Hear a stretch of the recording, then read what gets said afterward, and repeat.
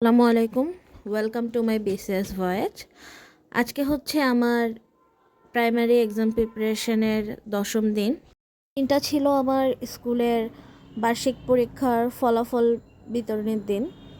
তো যেহেতু সব ক্লাসের বাচ্চাদের রেজাল্ট দিয়ে পরে বাসায় আসছি, মোটামুটি লেট হয়ে গেছিলো আমার আসতে আসতে 12টার মতো বেজে গেছে।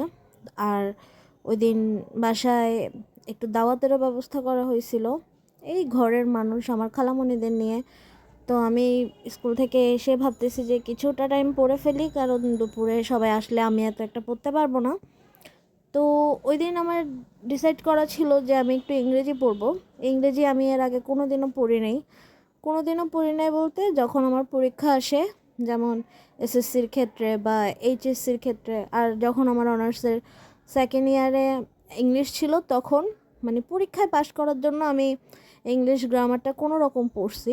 এমন না যে আমার পরীক্ষায় ইংলিশের খারাপ রেজাল্ট আসছে, ভালোই রেজাল্ট আসছে, কিন্তু পরীক্ষা ছাড়া যদি বাধ্যতামূলক না হয়তো আমি হয়তো ইংলিশ গ্রামার পড়তাম না।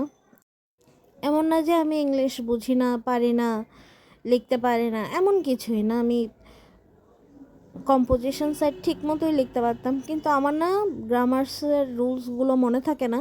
আসলে আমি কখনো এত একটা প্র্যাকটিস করি নাই। আর এখনও বাচ্চাদের যখন ইংলিশ গ্রামার ক্লাস করানোর থাকে, প্রাইভেটের বাচ্চাদের, স্কুলে তো আমার ইংলিশ গ্রামার পড়াইতে হয় না, ছোট ছোট বাচ্চাদের তো আর ওরকম গ্রামার নেই।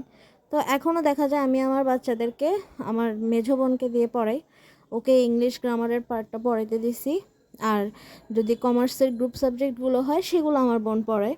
ইংলিশকে অনেক ইগনোর করলাম, কিন্তু প্রাইমারি পরীক্ষায় যেহেতু ইংলিশে 25 নাম্বার, তো এই 25 নাম্বার ইগনোর করে আমার মনে হয় না আমি পাশ করতে পারবো। এবার যদি আমি বেঁচে যাই, সবার আগে কারণ হবে যে ইংলিশে অবহেলা।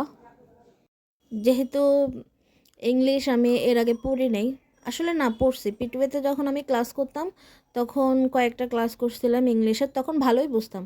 আসলে তখন সাথে সাথে করে যাওয়া উচিত ছিল।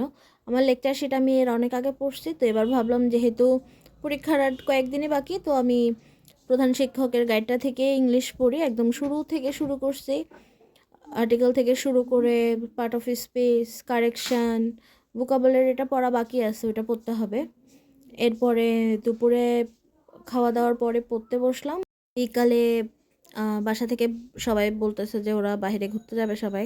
তো আমিও ভাবলাম যে নর্মালি তো সবাই একসাথে বের হওয়া হয় না, দেখা যায় কোথাও গেলে হয় আমি, সাথে আমার বোনরা বা আমার হাজব্যান্ডের সাথে মাঝে মধ্যে বাইরে যাওয়া হয়। তো সবাই যেহেতু একসাথে যাওয়া হয় না, সব কাজিনরা আর খালামণিরা তো কখনোই না, আমার আম্মু কখনো বের হয় না। ওই দিন আম্মু খালামণি ওনারাও বলতেছে যে আচ্ছা ঠিক আছে, কোথায় যাওয়া যাক।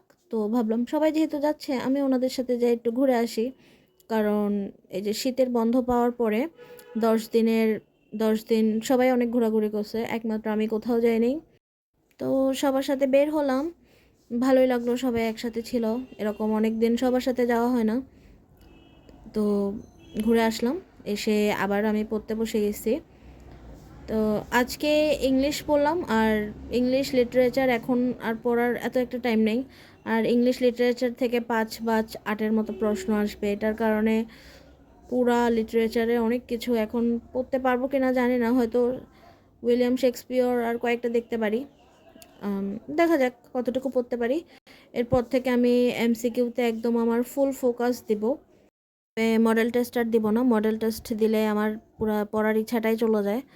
মডেল টেস্ট দিতে যেয়ে আমি পুরো 2 দিন অনেক ডিপ্রেশনে চলে গেছিলাম। এই তো আজকে এই পর্যন্তই, আগামীকালকে আবার দেখা হবে ইনশাল্লাহ।